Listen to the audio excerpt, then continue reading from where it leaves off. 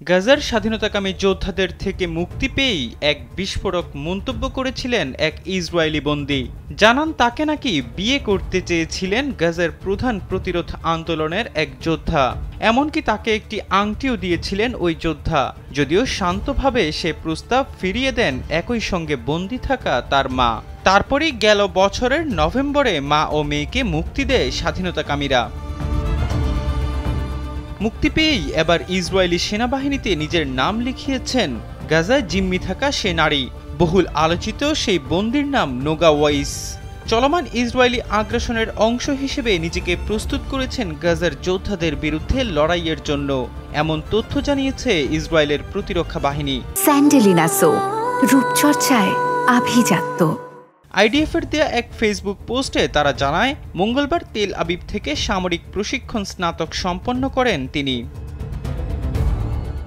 দখলদার সেনাবাহিনীতে যোগ দেওয়ার পর নোগা জানান, দীর্ঘ অস্থিতিশীল পরিস্থিতির পর তিনি মনে করেন সেনাবাহিনীতে যোগ দেওয়াটা তার জন্য সঠিক সিদ্ধান্ত হবে।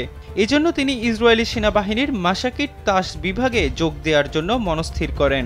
এই পদে চাকরি করাটা তার স্বপ্ন ছিল বলেও জানান নোগা। তিনি মনে করেন ইসরায়েলি সেনাবাহিনীতে যোগ দেওয়ার মাধ্যমে তিনি দেশের জন্য আরও বেশি অবদান রাখতে পারবেন এবং অন্যদের সাহায্য করতে পারবেন।